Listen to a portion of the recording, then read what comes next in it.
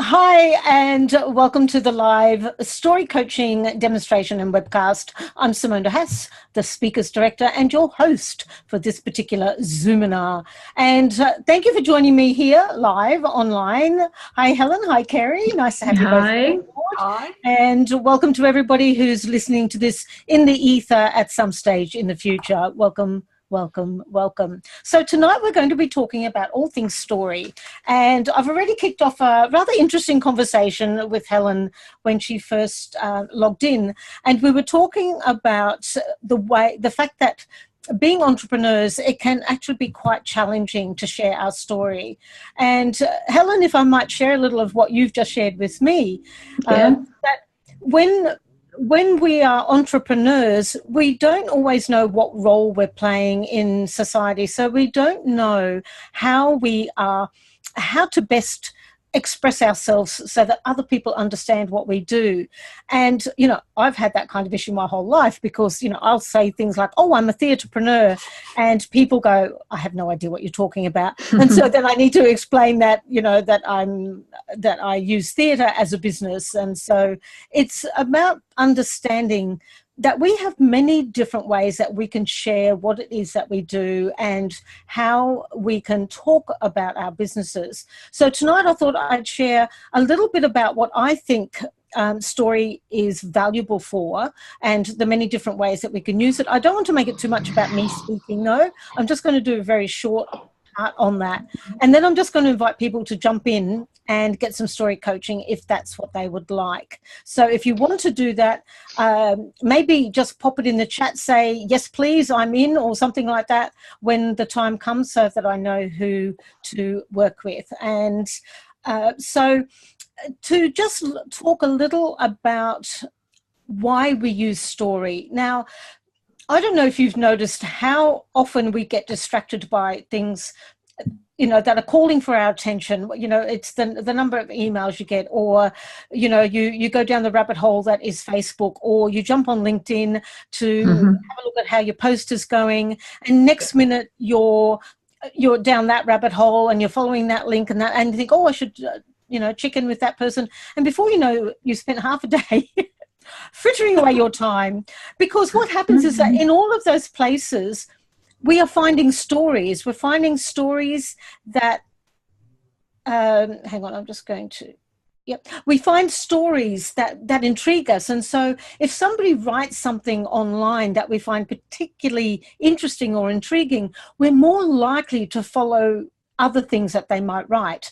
So this is where story can be profoundly useful for our businesses if we know how to reach people through that storytelling. And the storytelling doesn't have to be the once upon a time and I'm, this is me and this is what I do. It's more about what can you share with your potential client, your potential audience, that makes them want to know more about you. And if you think for a moment about the kinds of things that already capture your attention, I bet you anything that it's because they're really good at sharing their story. There'll be something in what they've written. There'll be something in the way that they've blended an image with some words, or there'll be something where you'll look at it and you go, wow, I really want to know more. And because we have so many other distractions, that time, capturing us in that microsecond of time when we're flicking through something else, you might be on purpose with what we're doing, but, we're captured by something. It's so important that what we share is authentic and that what we share really resonates as who we are and what our business is. And story is the way that we cut through all of the rest of the noise. And let's face it, there's a heck of a lot of noise out there on social media. There's a heck of a lot of noise in all of those social platforms. So if you want to stand out, you need to become really good at sharing who you are and what makes you different to other people and why people should engage with you, learn more. Now, when I put the post up about this particular event tonight, I started to think about, well, how do I want it perceived? I had to think about, like, what story was I telling, even just with the imagery that I used. And thank you, Kerry, for sharing it, because it ended up getting lots and lots of views because it started to get shared. So if people like the story you're telling, they're going to share you around. They want other people to know about this. So that's another reason why we need to become better business storytellers. You know, and this is the kind of storytelling I'm talking about. For our businesses, we need to know how to share who we are, what we do, and how it can help. So, you know, there's a lot of still very old energy about the marketing to the pain points. And yes, it is valid that you market to what people are missing perhaps in their business, but also you want to market to what people aspire to. And I think that's where story becomes really, really valuable. You can share a story that is in the form of a case study. So there's a couple of different stories that you can share.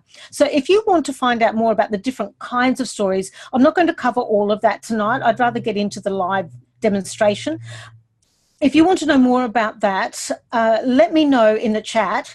And I have an ebook that covers all of this. Happy to send it to you if you'd like to read through that. It gives you some great examples of different stories and how to create stories for different elements of presentations or an elevator pitch, all of that kind of stuff. So I'm happy to share that with you. If you'd like that, let me know in the chat. So in terms of your story, there's a couple of things that you need to think about. Is what purpose are you using the story? So just like a speech, if you're putting a speech together or you're putting a workshop together, you always have to start from the point of view of what's in it for the audience. What am I doing? Am I informing? Am I educating, inspiring? Is it to create, give them information? What is the purpose of the story in the first place? So just as you would with a presentation, getting an understanding of what the objective of the story is really important. And I did a post on LinkedIn just earlier this week, also sharing about how to create a story or speech objective. And in that article I shared, you know, just like an actor needs to know what their character wants in a scene, so you need to decide, what does your story want to create in the minds and hearts of your audience? Because our story is what creates the connection to our audience's heart. The data connects the mind, but the story connects the heart. And in this age, when there are so many pools of so many things that capture our time and our energy and our attention, having something that cuts through that and really speaks to the heart of what your audience need is essential. And that's where story can help. When you share a story that has a powerful metaphor, or it's got a powerful message for your audience, they begin to see their world through your eyes. It creates that connection with them, and they begin to see what is possible through your eyes, through the eyes of your story. I hope that makes sense. To just give a little bit of an overview, I'm going to unmute you now, so that if you do have any questions, I'm happy to chat and answer a few questions. And then as we go through story demonstrations, coaching demonstrations, other things will show up, I know, because that's just that will allow you to then find out a little bit more. So, oops, someone's not well. Okay, Sorry. Okay, I'm actually going to mute you all. If you want to ask a question, please unmute yourself. That way we keep the recording a little bit clearer. And sorry to hear you're not well, Ross. That sounded terrible. So, Simone. Yes, Helen. The purpose of the story, broadly, what are you suggesting there? As in, are we saying it's to engage? Is it to delight? Is it that sort of thing? Yes. So the purpose of the story. So is it to demonstrate a point? So it might be to educate. A story can be used to entertain. It could be just a little anecdote that makes your audience laugh, because when an audience laugh and they exhale, they begin to kind of breathe in a synchronized diving, I was going to say. It's like synchronized swimming, you know, they're breathing with you. As they laugh, they exhale, and as they breathe in, everybody starts to kind of breathe in a similar pattern, and you start to develop a beautiful group energy in the room. So story can do that. Story can give audiences that kind of aha moment. Oh my gosh, I never thought to look at it like that. So if you think of all of the different stories, we all have multitude of stories, and each one of them can be useful for a particularly, like a different element. So if you're running an all-day workshop, you'd want to make sure you had lots of different stories to maybe demonstrate a particular point that you were expressing. Now, Helen, you shared with me earlier that you do a lot of work around change management, and then also shared that you are very good at change yourself because of the massive amounts of change that have been happening for you in your own personal life. So you might share one of those stories where perhaps the change was really unexpected, and change often is unexpected, I would assume, and maybe with audiences that you work with, they also don't like it. And we talked about the fact, you know, people do not like change. So what story could you share where you could take them from not liking change to helping them to see that not all change is bad, to the point where they go, you know what, I'm really welcoming this change. So you might think about, well, which of your stories have had that kind of trajectory, and can you use one of them to help demonstrate this particular beginning, middle, and end of what might be happening for your particular client or audience? Does that make sense? Yeah, that's clearer. Thank you. Okay. So any other questions? So it's me again. Yeah, no, go for it. After you, Helen. And then, okay, Helen and then Ross. All good. So what was your question, Helen? Sorry, you said something about beginning, middle, end. So again, it's about, so that's now about a structure. Yes. So yeah. All stories should have a structure, and I share that in the ebook that I'll send out to you. Okay. Brilliant. But I will actually cover it in a bit of detail now, because not everybody will be is on this call live and will be listening to it later. So every story needs to have a beginning, a middle, and an end. So essentially you start, this is where I was at the beginning of the story. Something happened. This is where I was. And then the story builds to some climactic point. And then we have a resolution. And that pattern, if you can imagine a pyramid in your head. So essentially we're looking, there, you can see me, see my hand. Okay, so it's based on a structure called Freytag's pyramid, which is Freytag. Freytag's pyramid, and it starts with a catalyzing incident. A turning point, something that happened, some inciting incident that was a catalyst for the change. So you have something that happened and you realize that things can't continue on that way. And so what happens is that the story builds through the middle section.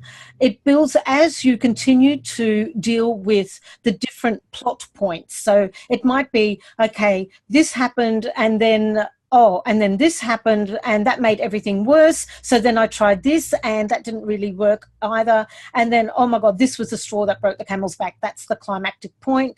And then I realized that in order to move ahead, I needed to do this. And that's your aha moment. And that is what creates the resolution. So we go up to the climax, and then we have something that happens to the hero, you, and then you fall away from that. And so the resolution that comes from that. And what's an interesting thing with story is that you start here. Okay, so for those who are listening to this and can't see me, you start at a particular point in your life. You have this trajectory that goes up to the climax. You have the resolution. You come down the other side of it, and then you continue on. But the thing is, where you end is at a different point to where you started. So you never go back to where you were before, because life's not like that. You know, it's a spiral. We're continually evolving and growing, and our stories show us this. Our stories, when we really analyze where we were at the beginning and where we are at the end of the story, we've always moved. We've always moved. Even if we don't feel like we've moved very far, we have moved. So that's the nature of how we can share our growth and our development through a story. And that's what's really powerful for our audiences, because they go, oh, wow, I'm in that space right now.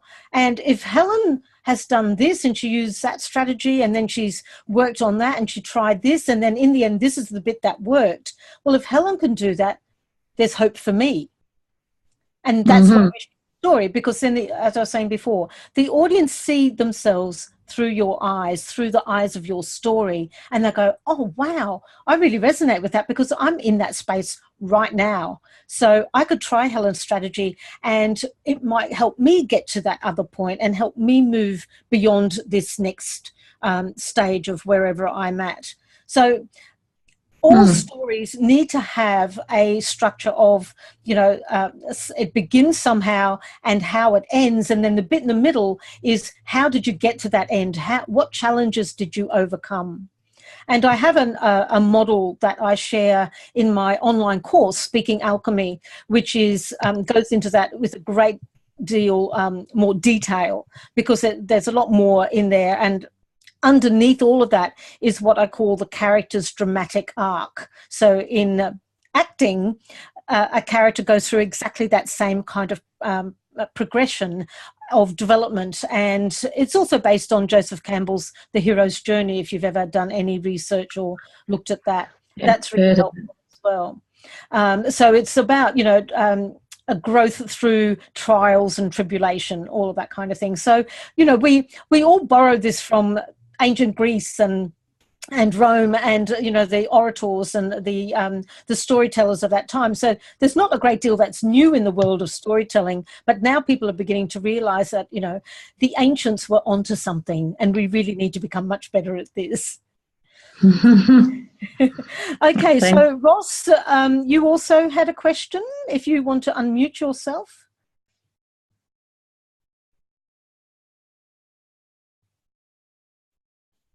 Ross, are you with us? I can unmute you. There you are. Hello. Ross, Oops. Hello. I'm multitasking. Oh, well, you should not be multitasking. You know what that means. I'm actually driving. Hang on a sec. Just mute me and I'll come back. Okay.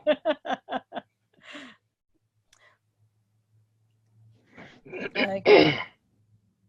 All right. So, any other questions? Kerry, do you have a question? You look like you're talking, but you're muted. Hang on. Okay. Kerry, did you have a question? Oh, that was me. You unmuted, I think. That's right. Okay. I'm unmuted now. Okay, there you are. Yeah. Simone, I don't actually have any questions because I actually understand about the storytelling process, because that's what I do. Yes. With my videography. But I wanted to see your perspective. So I'm here looking at your perspective, and I just find it really interesting, because it's like, you know, the actual structure and everything, that's what I do. But from a cinematography perspective, it's a little bit different, but there are so many similarities. It's just a different language. So I'm just really interested to hear your particular language around storytelling. So that's what I'm really fascinated about. And something that I think I saw you a couple of years ago, and I'm still struggling with this, is I'm really good at doing this for other people, but I still struggle for myself. So I'm still working through that. And I just need to apply the same process to myself.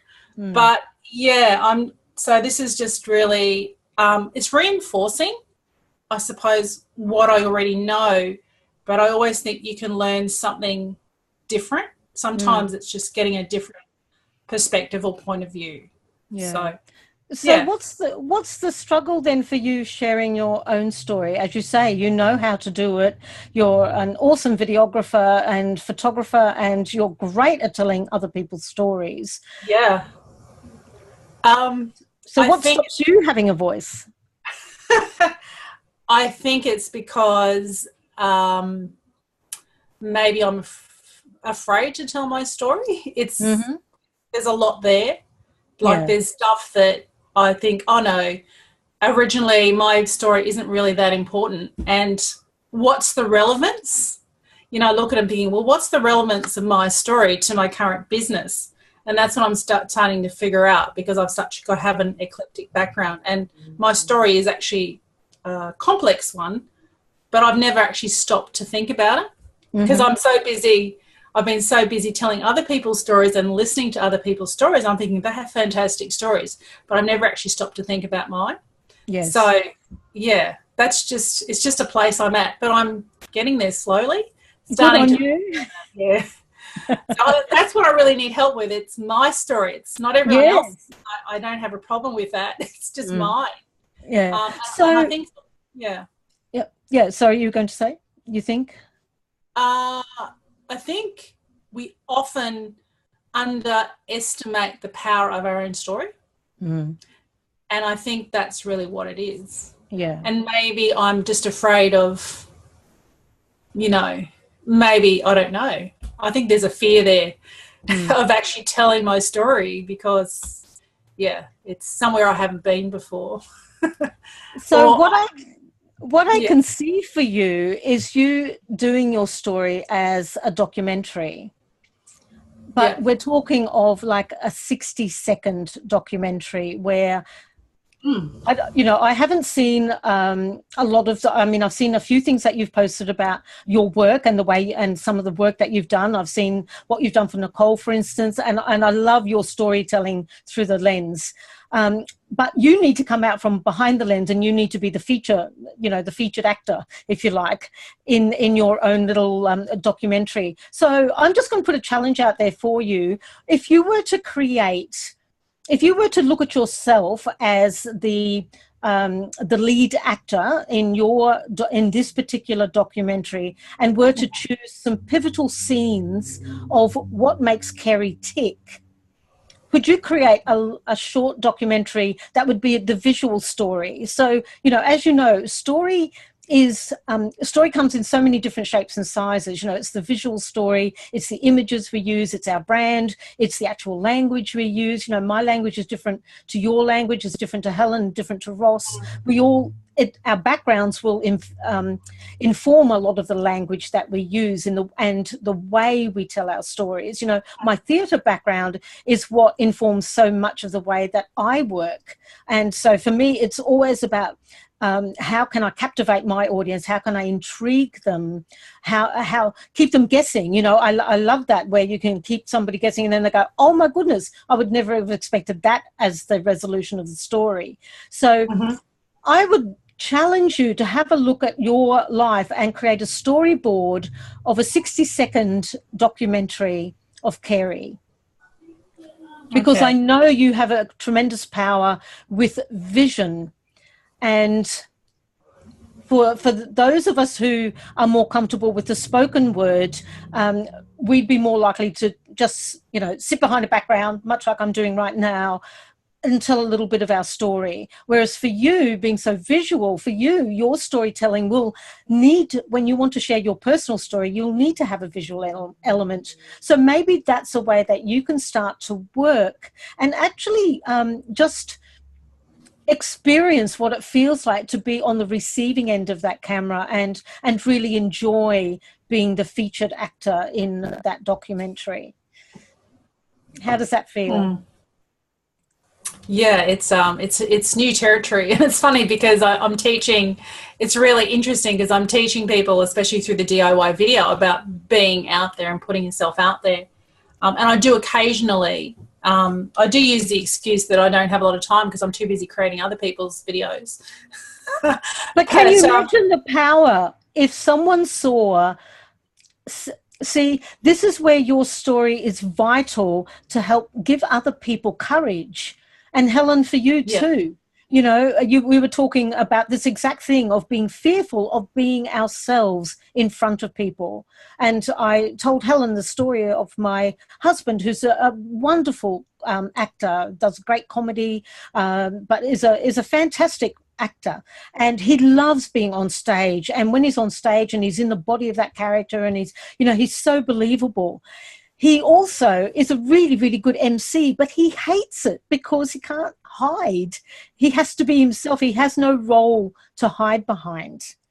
And that's the difference, you see. Essentially, I'm asking you not to be an actor. I'm asking you to be the MC. So you actually have to be up front and center, and you need to be the star, but as yourself. And that is incredibly challenging when you are used to being behind the scenes, when you're used to facilitating workshops, when you're used to running programs and always being the one who helps everybody else. To then be in the front of the camera, or in the front of the room, or in the middle of the stage as yourself, not as a character, not as a role, but just as Carrie, as Helen, as Simone, as Ross. That's tremendously challenging, but also incredibly uplifting. Yeah. I mean, I've been getting in front of the camera more. I'm really just getting to a stage now of it's just the story aspect now. So I'm really, because I've been teaching about getting in front of the camera, so I have been getting in front of the camera more, and I'm quite comfortable with that now. And I'm teaching that now, but it's just just the story part. So, or which story is going to resonate, because we all have many stories. Well, that's the thing. And it's important that you actually look at, and you just think, okay, well, if I were just to pick, like, which are the ones that brought you to where you are now? Like, which in terms of your turning points, you know, which are the ones that brought you to here that would resonate the most for the kind of audience you're working with? So, as I said to Helen earlier, you know, for people who are going through change, which of your change and transformation stories would create the greatest resonance? Yeah. So that's really where you want to come from. Yeah. Okay. I really just need to storyboard it. Like, just think, I storyboard everyone else's stuff. It's just making the time to really do my own. And I actually started this last year. And when I sat down and started it, it was actually so emotional for me. It brought up all this, you know, all this emotion. It was quite, it was really difficult, because there was, you know, brought up all the emotion actually sitting and going through it. I'm thinking, wow, didn't really realize that was all there. There's all this stuff sitting there. Yeah, but of course, you know, by sharing even a tiny little piece of that in 60 seconds, there will be so many people in your audiences, in your classes, who are going through exactly the same thing and need someone to actually demonstrate how to do it. Yep. And if you can demonstrate that for them, you know, we teach what we most need to learn. So, you know, it's really important to be that light and get out there in front of the camera and show people how it's done as well. So good on you. I'm looking forward to seeing your documentary. Thanks, Simone. Challenge accepted? Challenge. It might just take a little while, but it's definitely okay. It's coming. It's coming. I'm working on it. Okay. Now, Ross, you've put your hand up. Hello. I will unmute you. Hello. How are you? Lovely to have you. I pulled over. I'm driving. I didn't make it home in time, so I didn't want to miss anything. So, yeah. All right. I think just, you know, typical Ross.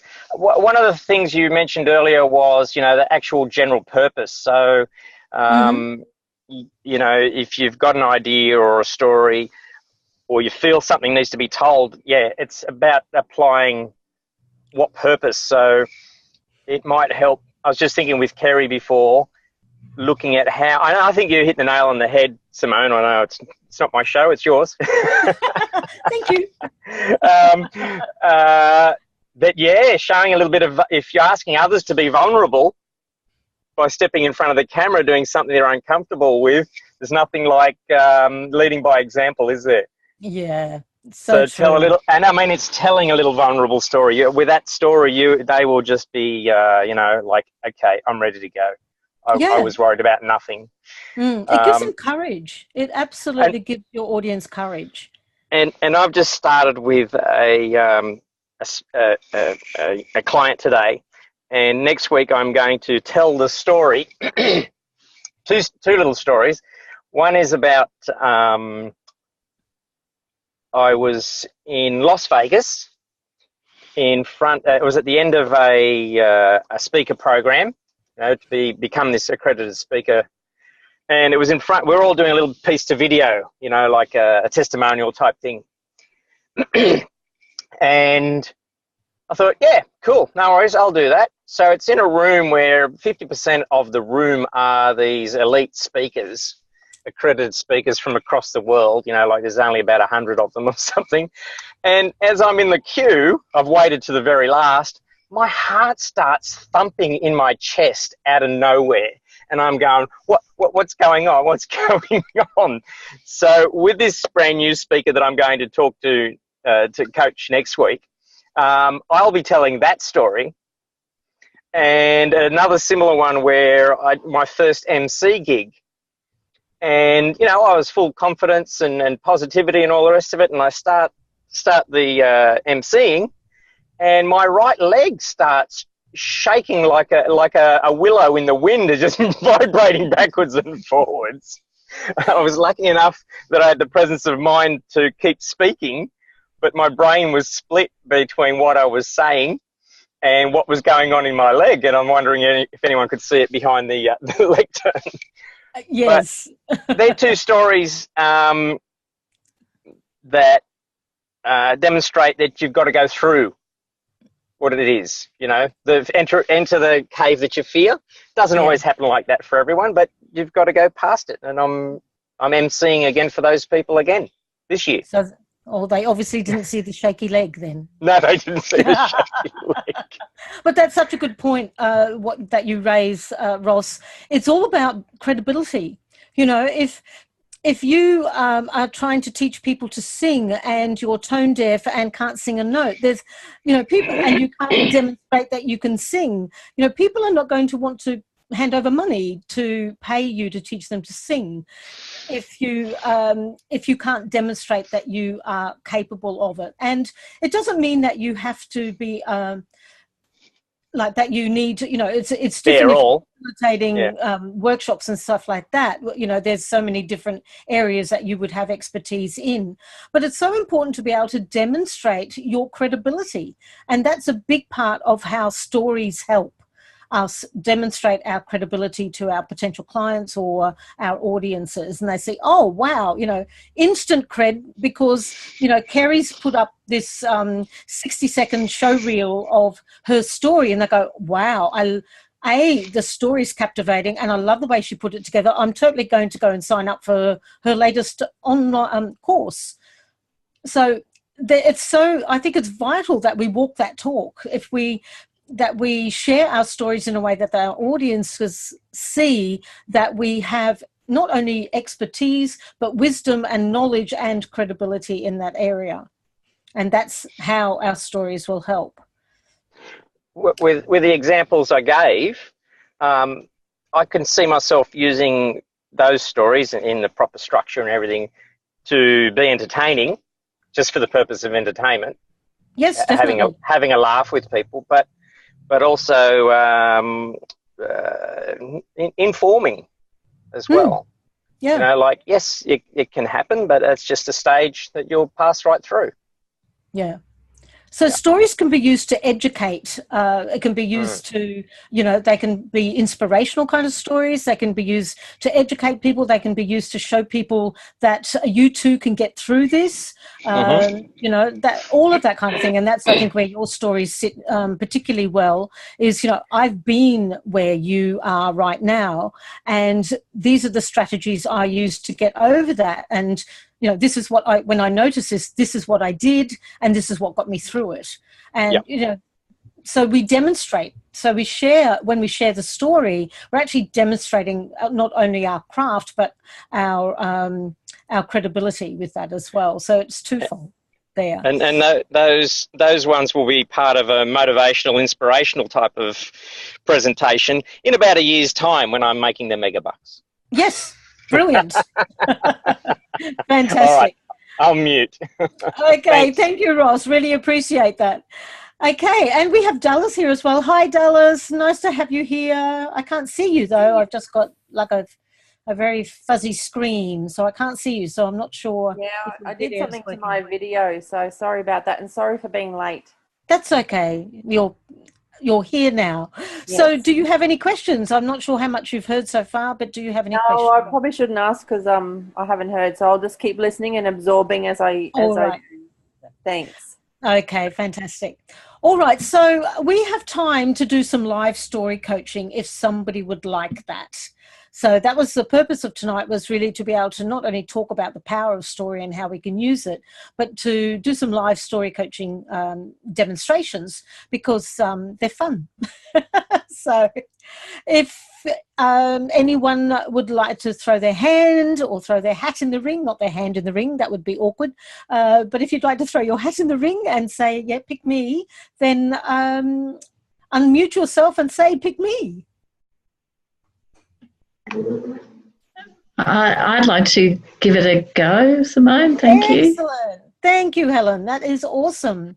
So can you give me a bit of an idea? So to start, can you maybe share with me the way you would normally talk about yourself or your business if you were talking to, say, a potential client? That is the problem. Okay.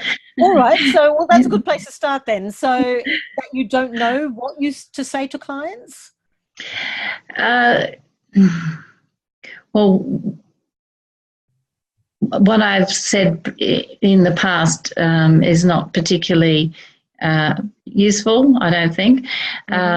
So what I've done is gone back into situations, contract change management, where I'm not having to approach clients. I'm just going in and doing the work and then walking back out. Okay. But for the future, I think you were saying earlier that you were looking to like really build this business again. Oh, yes. So that you will need to face clients. Yeah. Okay. So from your previous experience, how would you have talked about the business? Can you just maybe just give me a bit of an idea of how you might have talked about the business, how you might describe what you do? It wasn't particularly involving any stories about how I had used.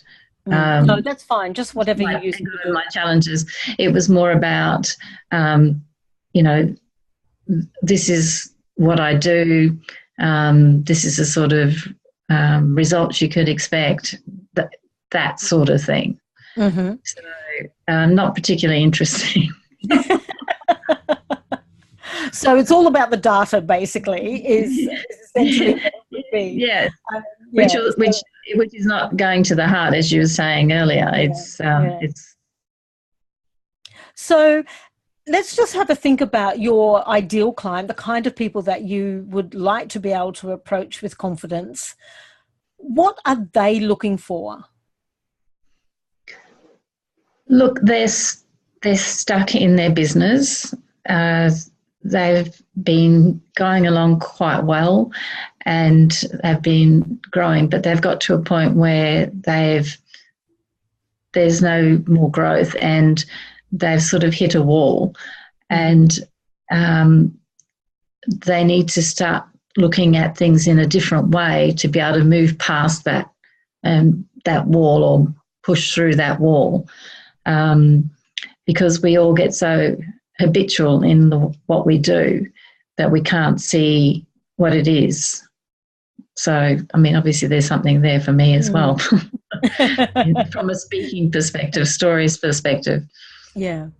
So if that's one of the major things, so I'm seeing like words like roadblocks and habits, and what are some of the other words that you would use describing that particular or that your client might use to describe that problem? What words would they use?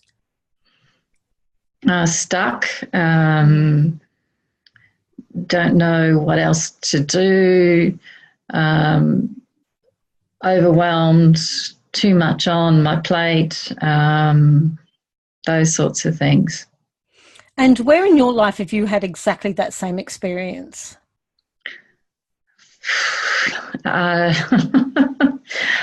had, when I was, my marriage broke down, I had 2 young children, I was working full time,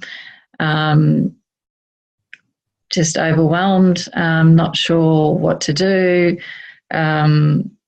that sort of thing, yes. So can you see there's a direct correlation already between that, even that little tiny chunk of story that you just mentioned, even though it was essentially just plot points, and how that correlates directly to the kind of overwhelm and the kind of stuckness that and frustration that your potential clients would be feeling? Yeah. Can you see that correlation there between how you would have felt? Yeah, that's interesting, because I see that as being so personal and not necessarily business related, but I was also in business, as in working. Yeah. So this is where, and we often forget that we are having these lived experiences in order to,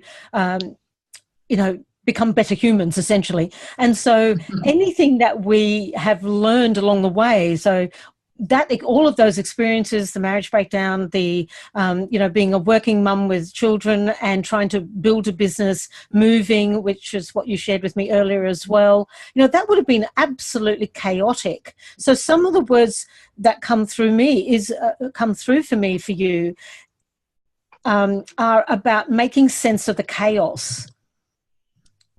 Yeah. So you would have had to do that. You would have had to make sense of, you would have had to find a way through that chaotic time.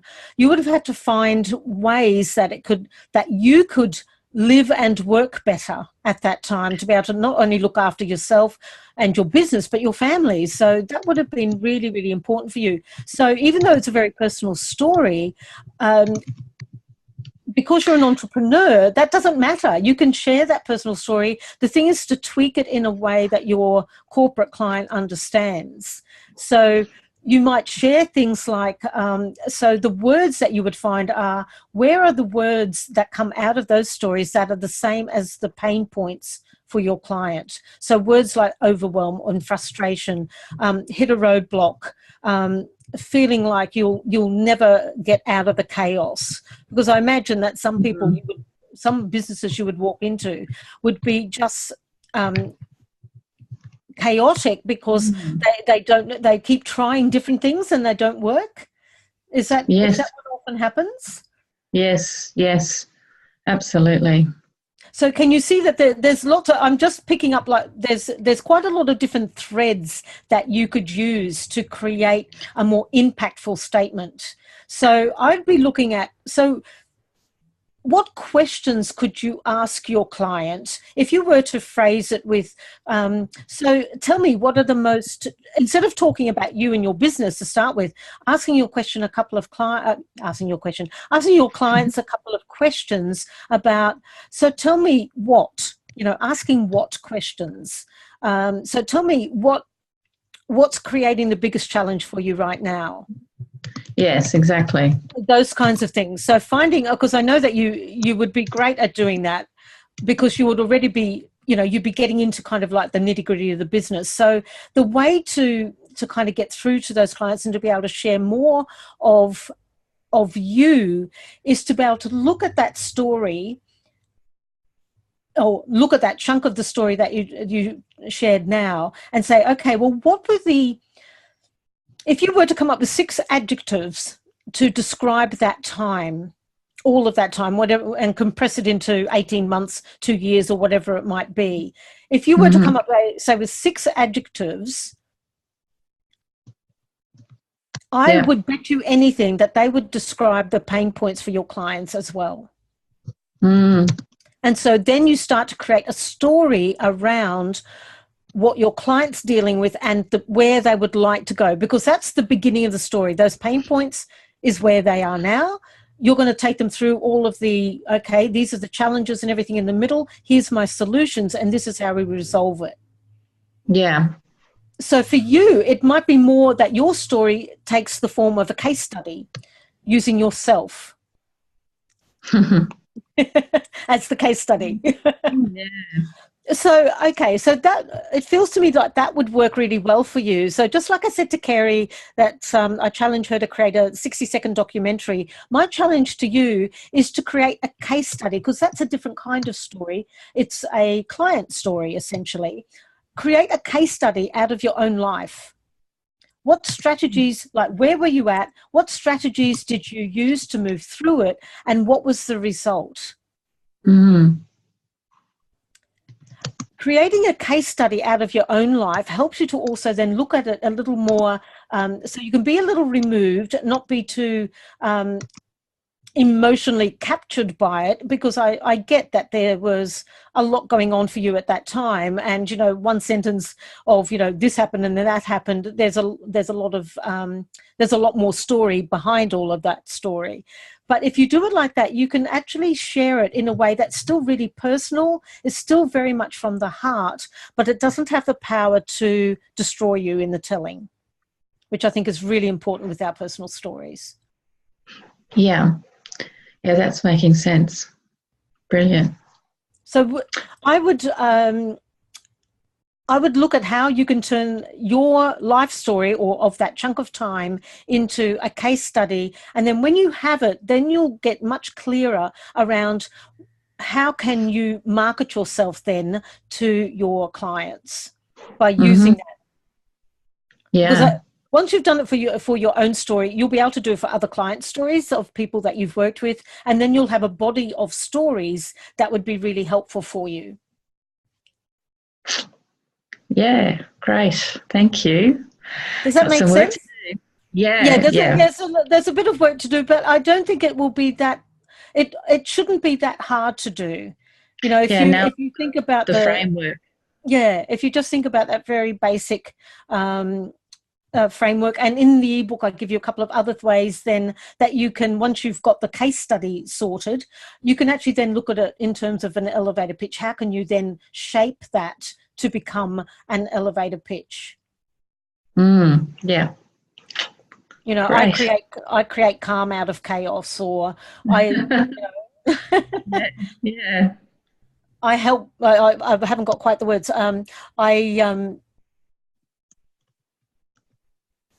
I help my clients appreciate and enjoy change, or something. So it's about how they, what do they aspire to, which is kind of the end result of how you talk about what you do. Yeah. Cool. Very good. All right. Enough to be going on with? Yes, that's been helpful. Okay, cool. All right. Anyone else want to jump into the hot seat and get a little bit of coaching around their story or how they might share it? Simone? Yes, Ross. Could you repeat the bit about the 6 adjectives and what to do with that? Oh, you want me to repeat myself? That'll be fun. Okay. All right. The application of them. Let me just bring that back. Yes, all right. So the reason I said that was, if you were to find 6 words, 6 adjectives that described whether it was your state of mind or how you were at that stage, what your emotional... Oh, okay. So this is one way you can do it, Helen. This is another way that you can play with this. Think of your adjectives from these different points, from the mental point, like what was going on for you mentally, emotionally, physically, and spiritually. So if you were feeling if maybe the sense of frustration or the sense of not being able to move forward was actually giving you backache, or so there was physical symptoms as well as mental anguish or whatever it might be. So if you look at it in terms of the three aspects of mind, body and spirit, so how did that affect you on those different levels?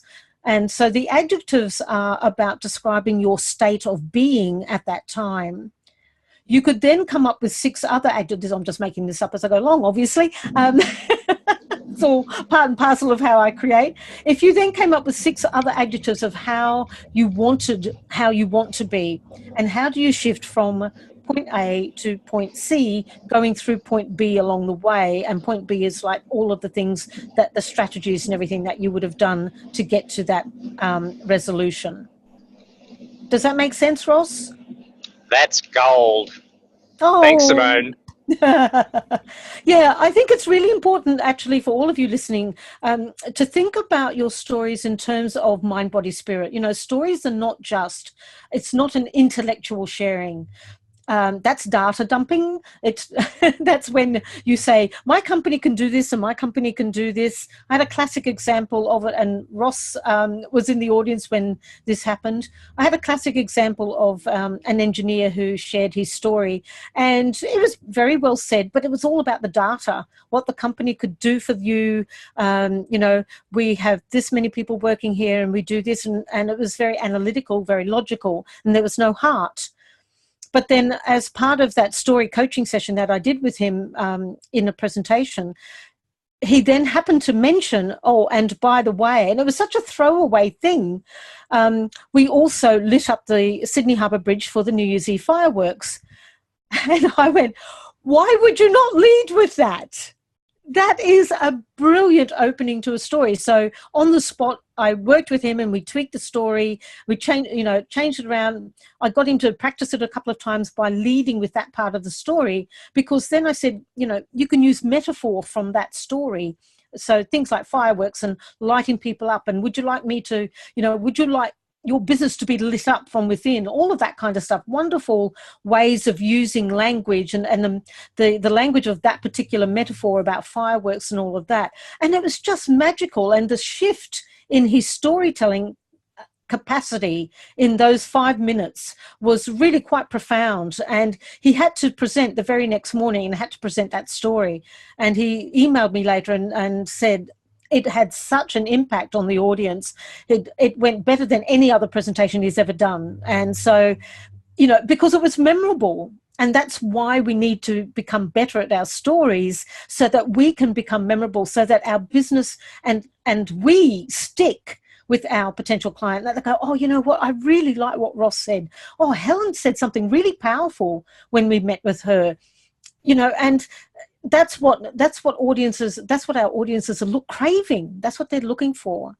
So it's really important that we start to look at how can we create this wonderful connection with our clients and our potential clients, where they go, oh, I so get what you're saying there. I've gone through something like that. You're definitely the person to help me here. Hope that helped. Okay. I don't mind if you don't mind me piping in here for a minute, Simone.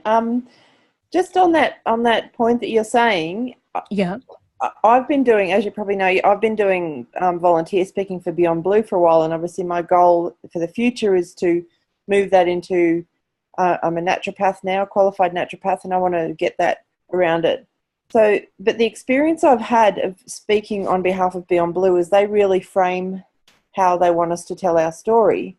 And I think having a frame is good, like you've said, just so they've got hope, recovery, resilience. Mm-hmm. And it's good because you're thinking those things with every presentation that you do, because like the last presentation I did for Beyond Blue was in a community where I actually sat amongst them and didn't present as I do, standing up in front of them. So it's still thinking about those things, but trying to tailor your story to who's in the room. And I think that's one of the things that, like I said, I've learned how to do it with Beyond Blue, because I feel like, well, I'm a volunteer, I don't expect to be paid for it. So I think for me, I feel like I need to try and figure out how to get my story to a place that is me. And I get hope, resilience and recovery is good, but I just feel like it's now trying to figure out how I want to frame that and be able to share my story in using, I think those adjectives that you were talking about were really good. So yes, I just wanted to say that and thank you for that as well. Well, thanks, Dallas. I appreciate that. And look, I absolutely understand that for Beyond Blue, they have a very specific requirement for the way that stories progress.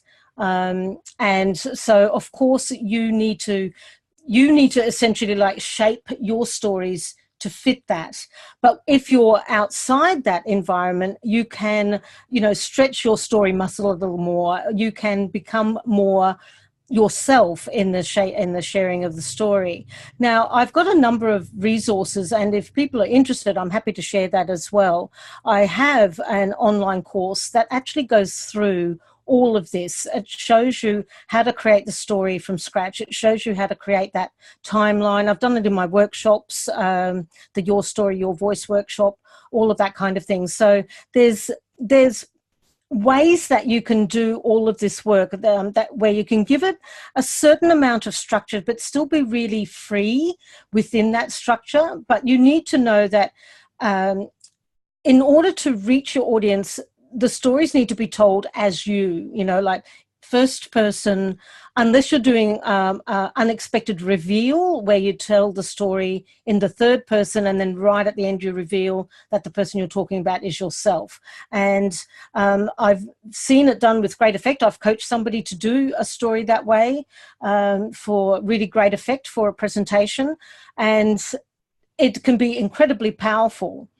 To do it as a reveal, but most of the time we should be telling our story first person and in our authentic voice. And what happens, I think, for you, Dallas, with Beyond Blue, is that it's not, the story is authentic, but the structure is not you. And I realize that, you'll get it, you understand that. So even if you just start with, well, if I didn't have that structure, how would I share? How different would be my sharing of the story? What would I do differently?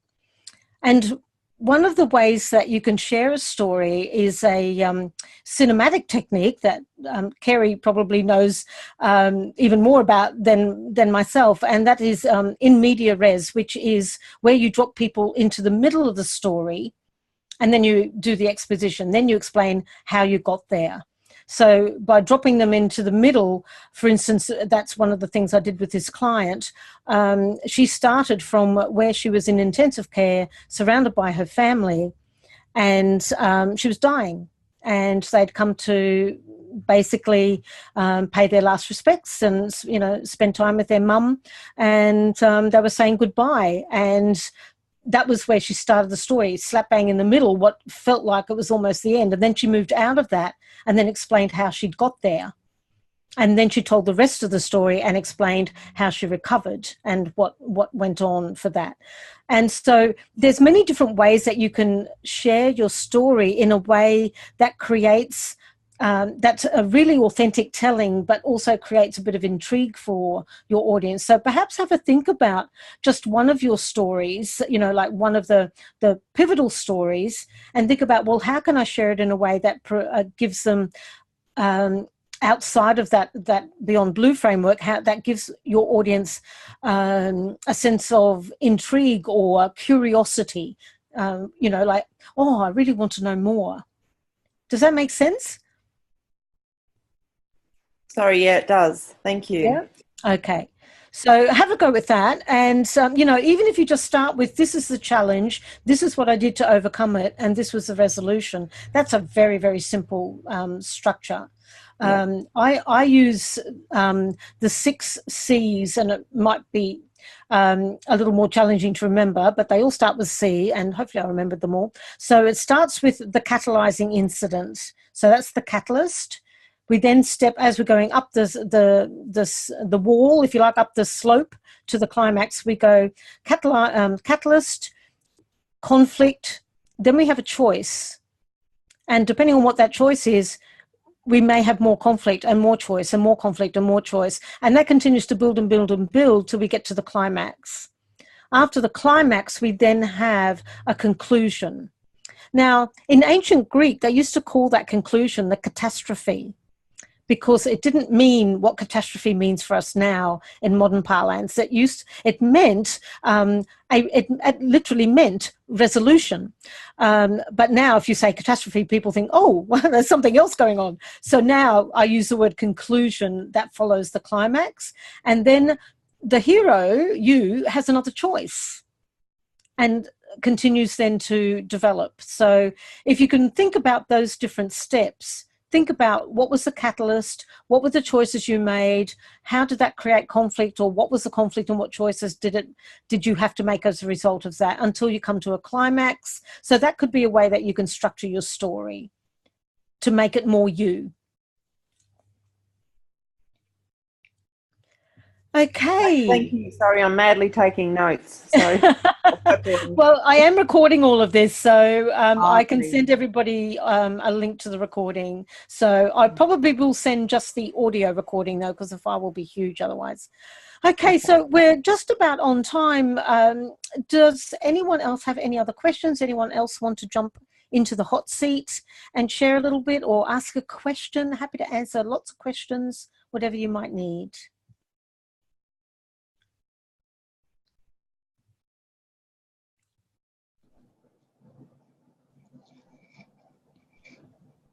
I'm very happy. You're happy? You're happy to jump in? No, I'm happy. You're happy, with everything. happy. Oh, well, I love that. I'm glad you're happy. Are you still doing your In the Belly of the Whale, Ross? I'm first reserve. Your first reserve. Okay. Yeah. Okay. Oh, good. Oh, that's good progress. So that I'm very happy. For the rest of you, if I may just share a little bit, Ross. Sure. We caught up in Sydney when I was doing this presentation, and we caught up afterwards, and Ross mentioned that he was doing some particularly powerful work, I think, with men's groups, and we were talking about a title for his presentation, and because of the way I work, the words just showed up and it became In the Belly of the Whale, and it was a story of transformation, and it was Jonah and the whale, and every time I think of Ross now, I actually think of that title, because to me it just resonates for him so strongly, and so I'm very excited to see where that particular topic is going to take you. So I'm really happy that you're even if they're still considering it, hopefully you'll get a chance to actually run that program. That'll be so cool. Yeah, for sure. Yeah, great metaphor. Yes. So Kerry, you're waving your hand. Do you want to ask something? Can you where are you? Okay. Oh, yep, we're right. Okay. Yep. I do have a question. Yes. And it was just sort of stemming from how you work and how things come to you. And my question is I'm presuming that you can help people maybe around the language that they use for themselves. So say, do you know what I'm getting at?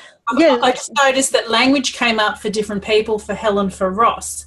So I can see where, depending on who you are, that you help them maybe with the language that they can use. Yes, definitely. That does show up a lot. Often I'm given the words that, I'm, as you know, I'm highly intuitive. So I'm often given the words, but it comes out of the story they tell me. So it will depend on what the story is that they tell me, and the words will come.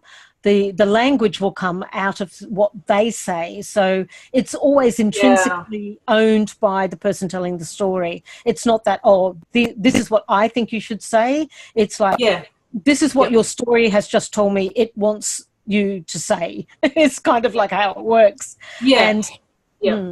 I totally get it, because that's how I work with my visual storytelling. As in, I have words and pictures that come to me. Yes, and they come together. It's a beautiful marriage. Yeah. So, but with yours, it's around words and speech and articulating. Yeah, and how it's how it is actually physically expressed. Yes. Yeah. Okay. Sorry, just an interesting. It was really curious because I'm thinking, maybe that's where you could probably help me, is maybe around the language. Oh yeah, definitely. Because the whole thing with so the words that I use, the language I use is born out of the work that I've done, the experiences I've had, and obviously a huge chunk of that work and experience arises in the theatre. Yes. So, if I'm writing a book, I don't do chapters, I do acts or, scenes within each act. So my book will be in 3 acts, and I'm actually writing a book just like that right at the moment. And the title of the book is called Take the Stage, so for me, it's all of those metaphors that are around performance and theatre and being in the spotlight. So it's very specific language. I wouldn't be using language that was, my friend in New York is Siri, Karen Jacobson is Siri. So her language is all about recalculating and GPS and all of that kind of stuff. So that's very specific to her. And I think we all have language that is very specific to us, that we have the greatest resonance with. And that's what shows up when I'm working with people, is the words and the language and the metaphors that has the biggest resonance for them and their story. Okay, thank you.